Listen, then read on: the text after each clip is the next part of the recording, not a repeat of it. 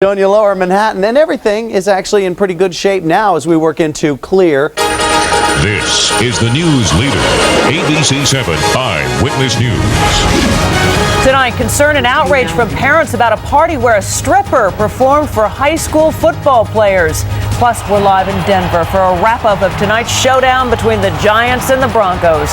Good evening, everyone. I'm Diana Williams. And I'm Bill Ritter. Thanks for staying up. Those stories in a moment. But first, some big basketball news tonight. Very big basketball news. The best basketball player ever tonight, all but confirming he's coming back. Michael Jordan telling a group of reporters in Chicago he will play again, quote, for the love of the game. Our other big story tonight, Westchester parents packed a high school meeting this evening, voicing shock and outrage about a private party for high school football players. Police say the athletes did drugs, drank booze, and were entertained by a stripper at a house in Chappaqua. Jim Dolan has more.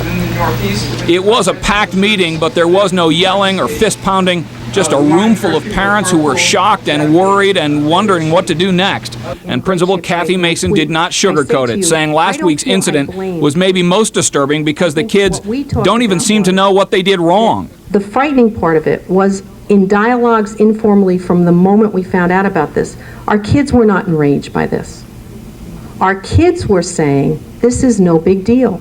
But the county prosecutor thought otherwise. According to Janine Pirro, a group of students threw a party at this house in Chappaqua and hired this stripper to entertain.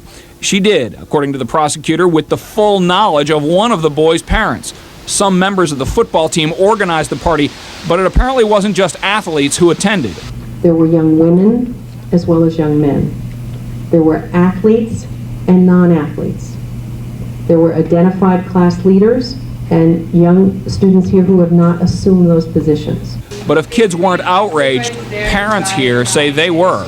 I think that some parents aren't equipped to know how to handle things, but I think that no one that I know would blow it off as no big deal. The Board of Education will meet tomorrow and take 3 steps, including direct education of the students, community service by the students, and a written apology from each of the students involved in the party. And the school has work to do, too. We've got to instill in them not a morals curriculum, a basic moral compass is the word I used, about what is decent and what is not. In Chappaqua, Jim Dolan, ABC 7 Eyewitness News. You saw it here tonight, kicked off another season of Monday Night Football. The Super Bowl New York Giants, who didn't look so super tonight, took on the Denver Broncos. Scott Clark sort of predicted it with his predicted ball earlier tonight. It was not pretty. Scott's in Denver for us tonight. They're pretty close, but I'll tell you what, folks, it was pretty entertaining, though, to kick off Monday Night Football, I thought. But the Giants did fall short in their season opener here at Invesco Field. But we got to do weather. Sam's here. We figured we'd put him to work. Might as well. Good morning. As well. Good morning. Good How morning. are you? Thanks for joining us on the Monday morning show.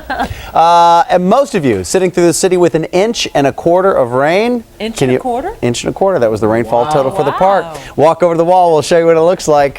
This shot showing you lower Manhattan, and everything is actually in pretty good shape now as we work into clear. But for us, bright sunny skies, 65 degrees at 7 o'clock in the morning, and sunny and pleasant for the rest of the day, 80 degrees. It's kind of a guilty pleasure as beautiful as this weather is going to be. The 5-day, yeah, look at this, 78 degrees on Wednesday. Thursday, I think I'm even overdone with the clouds there. I think it turns out to be a little bit nicer. Friday, very nice.